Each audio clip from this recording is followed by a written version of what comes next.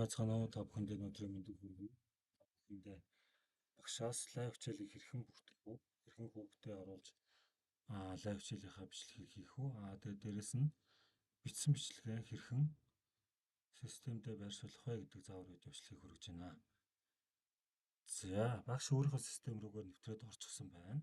За, орсны дараагаар баруун дээд болон бусад гэсэн сонголт зэс харагдаж байгаа. За, бусад гэсэн зэсэн дотор лайв хичээл гэсэн зэс байгаа. За, лайв хичээл дээр дараад ороход шинээр бүртгэх гэдэг хамгийн түрүүнд харагдана. За, энэ лайв хичээлийн хуваар гэдэг нь болохоор сургалтын менежерээс лайв хичээлийн хуваар бүртгэж өгөх боломжтой. Одоо тэдэн сарын тэдний өдөр team сэдвэр лайв хичээл орно гэсэн тийм хуваар бүртгэгдсэн байх юм бол тэр нь харагддаг гэсэн үг. Харин багш нар маань өөрсдөө лайв хичээл төлөвлөж байгаа тохиолдолд шууд энэ лайв хичээл гэсэн зэсэн дотроос шинээр бүртгэх гэдгээр дараад орно. За, шинээр бүртгэх гэдгээр дарж оронгуудаа би аль ангид ямар хичээлээр лайв хичээл оруулах гэж байгаа вэ гэдгээ сонгож өгнө. За, ингээд сонгож өгсөний дараагаар одоо нөгөө ямар хичээлийн лайв хичээл орох гэж байгаа вэ гэдгээ бүр нарийн тодорхой энэ дээр бүртгээд өчгөн. За, энэ дээр жишээ нь агуулга батгах гэдэг ч юм уу тийм ээ.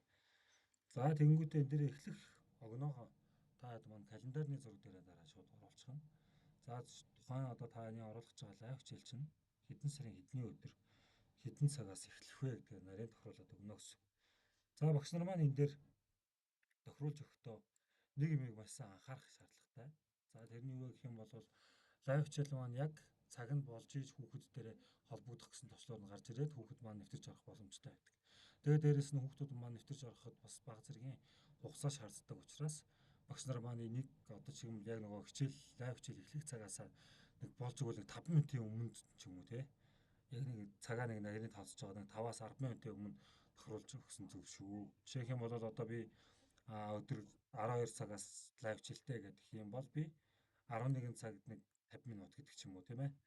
Тиймэрхүү байдлаар тохируулаад өгчих юм бол хүүхэд маань нөгөө нэг нэвтэрч орох үедээ одоо техникийн саатал ямар нэгэн байдлаар удаан нэвтэрч орох тэгэл нэвтэрч орж чадахгүй нэ тэр гэсэн тийм асуудлууд үүсэх нь бага гэсэн. Тэгээд дээрэс нь тухайн хүүхэд маань нэвтэрч орж явах үед нь одоо багш нар маань Google Meet дээр ч юм уу Zoom юм эсвэл Teams дээр оруулах учраас тухайн тэр одоо нөгөө холбоос линкэн дээрээ нөгөө эдмит буюу зөвшөөрөл авах тийм үйл хийгднэ. Тэгээд тийм учраас багш нар маань тэр цаг минутууд маш сайн төлөвлөж тооцож ороорой. За, энэ дээр бол би нөгөө шалгалтын лайв хичээл эхлэхээс өмнө 10 минутын эхлүүлж гисэн учраас 40 минутын лайв хичээлийг би энд нь үргэлжлэх хугацаатай 50 дээр оруулаад өгчихье. За, тэгээд эндээсээ би ямар одоо төрлөөр лайв хичээлээ одоо оруулж байгаа, линк оруулж байгаа вэ гэдэг эндээсээ сонгож өгнө. За, хамгийн гол юм нь энэ лайв хичээлийн урал буюу одоо яг линк холбоос оруулдаг хэсэг хамгийн чухал нь. Тухайн одоо нөгөө Zoom дээр бол яг хөөхлөр ID болон нууц үгнээр тохируулаад оруулж болдог. Тэрийг энэ дээдлийн хэсэг дээр оруулж болдог бол харин Meet дээр бол та хэд маань шууд линк холбоосоод шууд энэ хэсэг дээрээ холбоод харуулж өгчих хэрэгтэй. Хүүхд маань шууд одоо нэгвэр бил дамжаал дараал оронгууд нь шууд хүүхдүүдийн одоо гар утас компьютер эсвэл таблет, ноутбук, Chromebook дээр нь шууд систем маань одоо шууд нөгөө Google Meet-ийн системийг ажиллуулаад тэгээд шууд энэ дээр нэвтэрч орох боломжоор бүрднэ гэсэн үг байхгүй.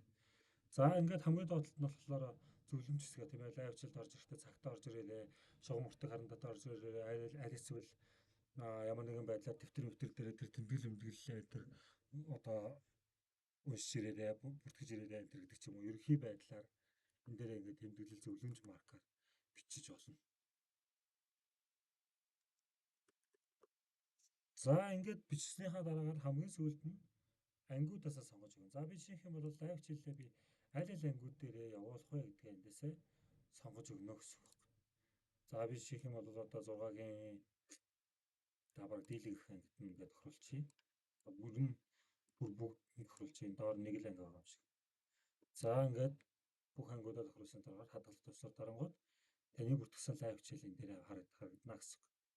За, лайв хичээл нь болохоор ерөнхийдөө бол та хэд маань лайв хичээлийнхаа ерөнхий мэдээллийг бол ингээд хараад ороод явчихна. Тэгээд дээрэс нь зүгээр та шууд Google Meet-ээр сонгож ороод өөрийнхөө одоо нөгөө оруулчихсан лайв хичээл рүүгээ Google Meet-ээр дамжаад орсон. Тэгээд дээрэс цагаа болонгууд нь хүүхдүүд нь орж ирээд холбогдох төвчлөр дээрээ дараад холбогдоод явна гэсэн үг байна.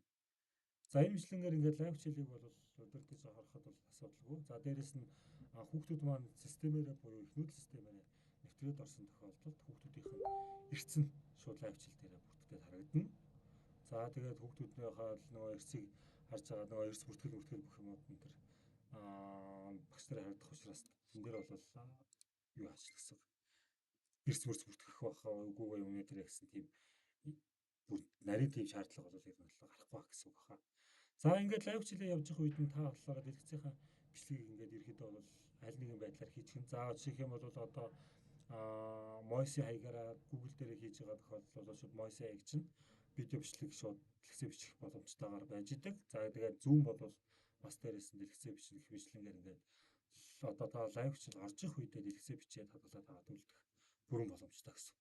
За ингээд лайв хичээлээ дэлгэцээ бичээд бүртгээд ингээд авсныхаа дараагаар та одоо нөгөө бүрдсэн лайв хичээл хийж чинь хажуу тал дээр энэ дээр ийм хадгалах товчлуур байна. Энэ хадгалах товчлуур дээр дарангууд дараах байдлаар ингэж харагдана. За энэ дараах байдал дээр тийм ээ лайв хичээл дээр одоо өнөөдрийн лайв хичээл дээр тэдэн хүүхдээс тэдэн амрагдлаа тэглээ инглээ тийм хүүхдүүдийг тийм ажиллаханаас амрагдсан байл эсвэл тийм одоо агуулгатай хичээл орлоо морлоо гэдэг ч юм уу. Тиймэрхүү байдлаар ерөнхий тэмдэглэлээ бичээд лайв хичээлийнхаа энэ дээр компьютер төхөөрөмжн дээрээс апплод хийгээд оруулах боломжтой. За энэ дээрс ингээд апплод хийгээд сонгоод оронгууд нь таны нөгөө бүтсэн лайв хичээл бүртгэл чинь тийм ээ. За жишээлх юм бол одоо юу ашигласнаас шалтгаалаад таны бүртгэлтэй лайв хичээл чинь энэ дээрээ ингээд харагдана гэсэн үг байна шүү дээ. Тэгэл харагдж байгаа лайв хичээлээ сонгоод шууд дарахад л энэ дээрээ ингээд таны лайв хичээл бүртгэлтэй харагдана гэсэн. Тэгээд лайв хичээлээ тоглож гэнэ үгүй юу болж гэнэ үгүй юу гэдгээ та өөрөө үзэх төвчлөр дээр үзэх боломжтой. Тэгээд эсвэл шууд hodоо талуулах гэдэг төвчлөр дээр дараад оронгууд тухайн таны лайв хичээл маань хадгалагдаад үлднэ гэсэн үг ээ. За энэ hodоо талуулах гэдэг төвчлөр дээр дарахаас өмнө та бүхэн маань тэмдэглэл болоо ерөнхийдөө бол гарчгийг заавалчгүй оруулж өгсөн шаардлагатай гэсэн үг ээ. За ингээд лайв хичээл маань орсон тохиолдолд хүүхдүүд маань таны одоо нөгөө тохируулсан лайв хичээл маань сүүлд нь харагдах хэвээр харагдана. Одоо нөгөө багшийн өгчсэн лайв хичээл маань харагдана гэсэн. Тэгэхдээ нөгөө хугацаанд дуусчихсан учраас л хүүхд маань нэвтэрч авах боломжгүй. Гэхдээ лайв хичээл дээрээ дарангуутаа нөгөө таны хадгалчихсан видео заавар видео бичлэгийг бол хүүхдүүд маань үзээд ингээд ажиллаад явах бүрэн боломжтой гэсэн үг ээ. Ер нь бол нөгөө лайв хичээл дээр яригдчихсэн зааж өгчсэн юмуудыг хэрэв хүүхэд мартчих юм бол буцаагаад эргээд лайв хичээлийн таны бүртгэсэн тэр нөгөө хичээлийг хадгалсан хичээлийг болохоор хүүхдүүд маань үзэх боломжтой. Дээрээс нь хоцорсон хүүхдүүд маань хүртэл лайв хичээлээ үзэх бүрэн боломжтой болно гэсэн үг ээ. За ингээд анхаарал хандуулсан явдалд баярлалаа.